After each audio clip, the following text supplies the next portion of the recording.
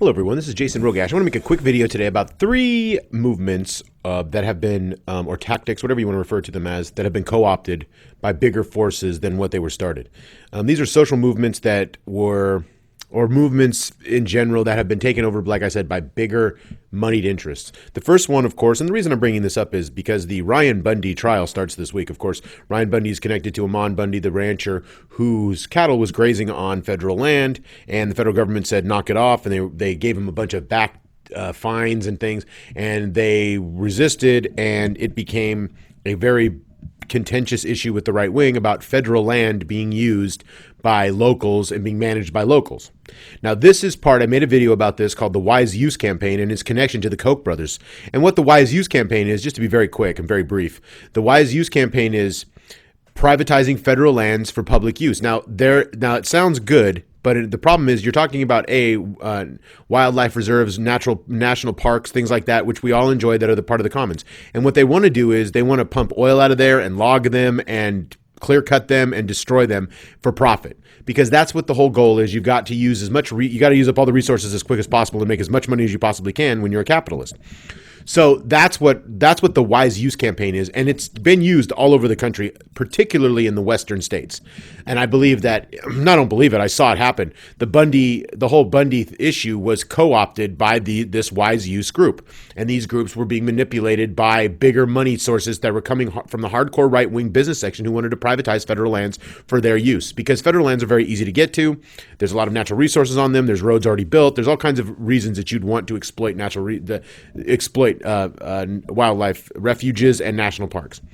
The second foundation, and by the way, Bundy is not a political prisoner. This is not a Kafka-esque novel, or but Ryan Bundy, they took over a wildlife refuge, a federal building that nobody was at, and they took it over with force. That is illegal.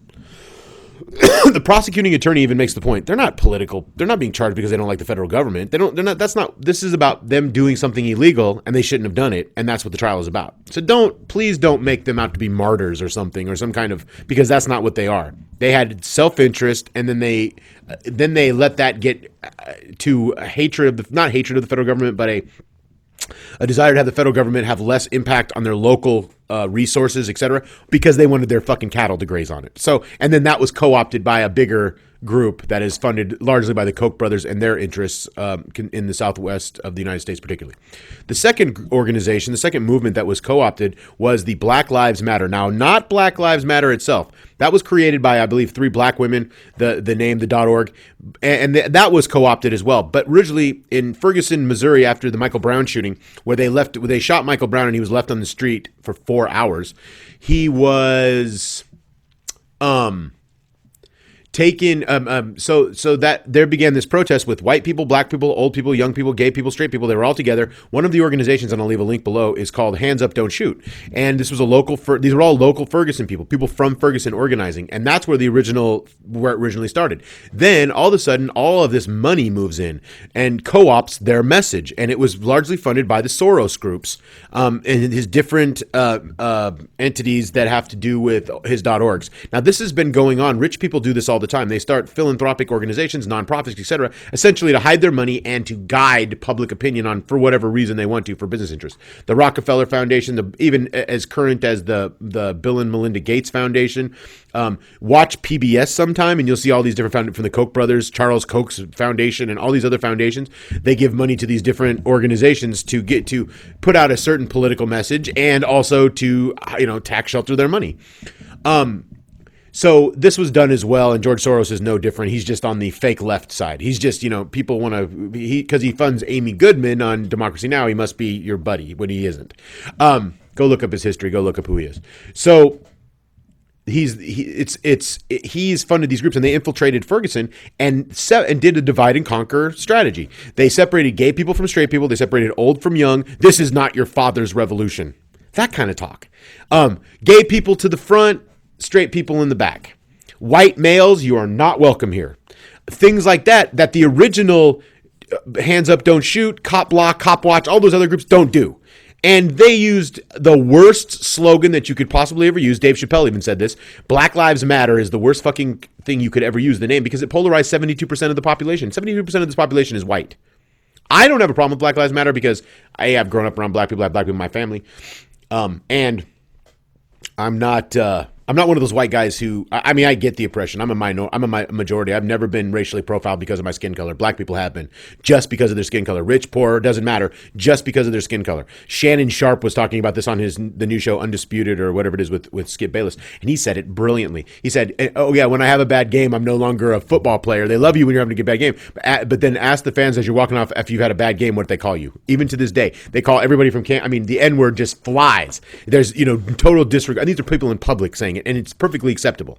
I mean, it really is. It's with the, I mean, it's, yeah. So racism is very real in this country, and that's an aside. But the Black Lives Matter came in and really just divided everybody up and made it much worse and turned it into profit. Now the guy that's the head of Black Lives Matter, the spokesman, is running for mayor of Baltimore. He lives in a George Soros funded house, in part. It's gross. It's another corruption of a movement that could have been really great and really turned out to be shit. And you see where Black Lives Matter now, it's a cause to celeb, cause to celeb. So celebrities are giving it millions of dollars and fun. And really, at the end of the day, it's an organization to divide and conquer, and not really get anything done. And the hands up, don't shoot people. We're also talking about social economic issues. They were talking about poverty. They were talking about getting more money into the community. They were talking about the real important issues, and that's all gone now. So that's another movement that was co-opted in Missouri, the Ferguson, Missouri. And I think the third one that I'd like to talk about, and there are other movements that are co-opted, but the third one that I believe was really co-opted was the Occupy Wall Street movement. I think initially Occupy Wall Street was a fantastic idea, very catchy title, extremely smart, and it caught fire all over the world. Literally, Occupy financial districts, the Occupy movement really caught fire, and it really made sense. It was non-violent. It was like, hey, let's just get organized and block up the works of let's gum up the works. Let's put what was the saying by, I can't remember his name, said, make your life put it on the wheels of progress or whatever, and make your life a stopper of the machine. And these kids were doing it. Very, very active, very good. Then it evolved into something else. And I think it started to evolve into professional revolutionaries. One of the organizations that the Occupy leadership was connected to, and still is this professional revolutionary group that's international. They helped the revolution, quote unquote, in Egypt, and they're paid to do this. They run social media, they run Twitter, they do all these accounts, and they promote these, quote, social media kind of revolutions. And what, the Arab Spring, that kind of thing. And really what it is, I don't think it has any effect. What I really think it does is it shows how how crass capitalism truly is, because you're trying to reform Wall Street, and yet you're trying to monetize it. And I'm not blaming the people at Wall Street. I don't blame those kids. I don't blame all those good activists and all those good-hearted people who want to see change. That's not whoever I'm talking about at Wall Street, Occupy Wall Street. I'm talking about the people that are leadership at the top. Go watch some of the videos about how they would talk. These guys with tattoos and they would come in and they would tell the crowd not to be rude and treat them like they were little followers, and totally take the fangs out of it. And these guys seemed like they were real, but they were professional organizers. And it's funny to me, too, to watch these tattooed guys, or they have nose piercings, and then they're good little corporate whores. I don't know if anyone's ever seen, this is just an aside, but I've ever seen the movie SLC Punk with that terrible Matthew Lillard. And he's this punk rocker from fucking Utah. And and at the end of the day, at the end of the movie, he becomes a lawyer, and he's going to fuck it up from the inside, man. And it's total propaganda bullshit. Terrible movie, terrible book. Completely, it's an asshole. It's an 80s rich kid, upper middle class kid who was rebelling against his family and friends. And then at the end of the day, just becomes another corporate whore. That's what the story was. Rebel all you want in your youth, kids, but eventually you're going to have to buckle down, and then you can change things from the inside. Hey, you don't change things from the inside. The system isn't structured so you can change things from the inside. That you don't design an organization to destroy itself.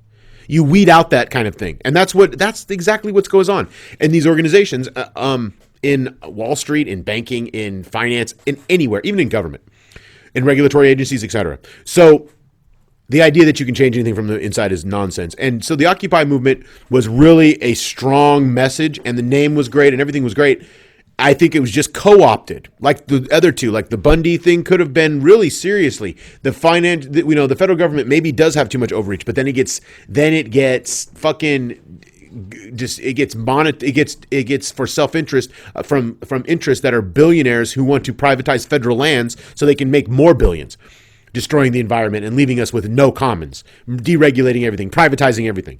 And then you get the same thing happens in Ferguson. You get a divide and conquer strategy that could have turned black people with white people and gay people with straight people, and everyone gets together and goes against injustice, and then it turns into a socioeconomic thing. Well, here's what's really going on in the racial profiling and the for-profit jails and all of those kind of things.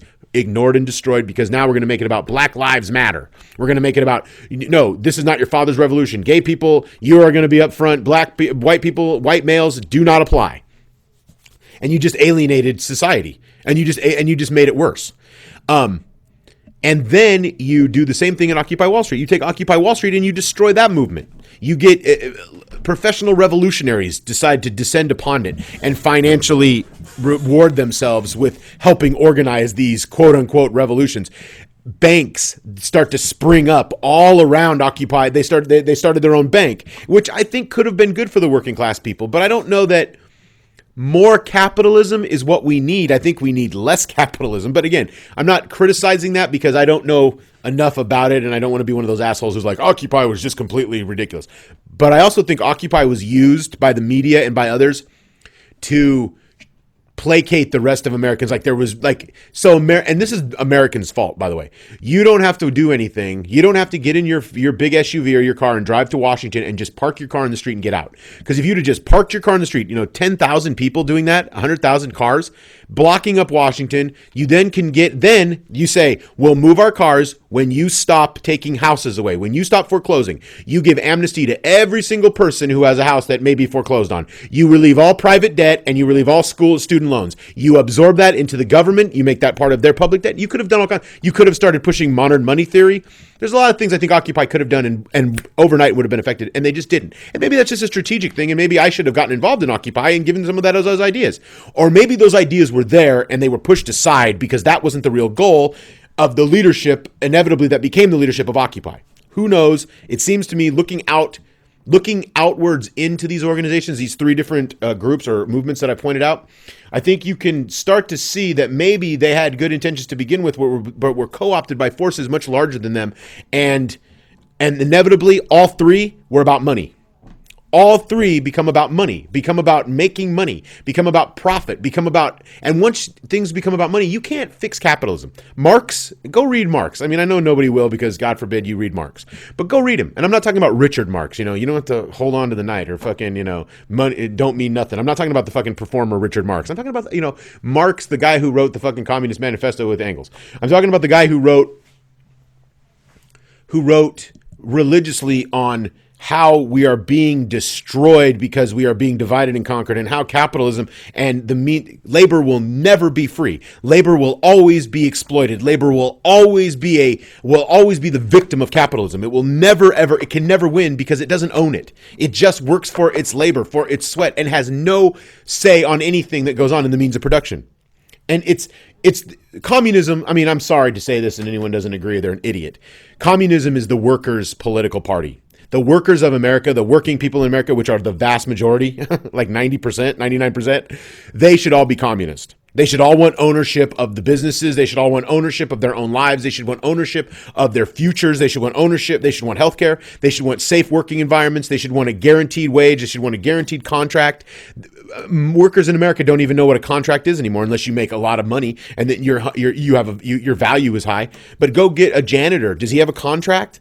Go ask a fucking retail associate anywhere at Walmart or Best Buy or fucking any of these major corporations. Do they have a contract? Are they even getting 40 hours anymore? So ask yourself, and that when I mention communism, people are like, oh God, and they fucking get all sick and disgusted. You should really understand what communism is. It's it's the only political party of the worker. And the reason it was pushed so heavily to be the worst thing on the planet Earth was because it would have made American businesses be accountable to labor in a way that they have never dreamed possible. And it would have raised our standard of living, and it would have eliminated so much of the pain and suffering that we've caused in the last 50, 60, 70 years. It would have stopped wars of aggression against other countries because they have natural resources and strategic global positioning. It would have and don't give me the Soviet Union because Stalin is not Marx. Okay? Please, if you're going to comment, do not insult my intelligence by mentioning Stalin's Russia. Don't fucking mention or crucial. Don't mention that communism, because that's state-run capitalism. That's all that is. That's state homogenized capitalism. They have one thing they're capitalist. They don't have any competition. That was their problem. That's why when Glasnost came, it was a good thing. I'm not all for monetizing everything, but Glasnost made it more sense because you did have some competition. And the Russian people actually there was competition. And that was a good thing. So my point with all of this is these movements get co-opted. We need to know why these movements get co-opted. We need to know what the organizations and the factors are that do allow these organizations to get co-opted. And maybe what we can do is we can start to figure out if maybe we need to remove the financial component out of these revolutions on every level, because if we don't, then we'll never truly get any change. We're just going to keep getting, like I've made the analogy, capitalism is a river. Capitalism is a fucking river, and it's just flowing at us. And regulation is the dam. And we live in the city that is being protected by the dam. And when the dam starts to break up, you can only plug it so much. You can only plug it so much, and it's no longer able to be plugged. We're at that point. Capitalism is going to destroy us all. It's going to wipe us all out, and we're going to let it because nobody wants to figure out a better way. Thank you for listening, and thank you for listening.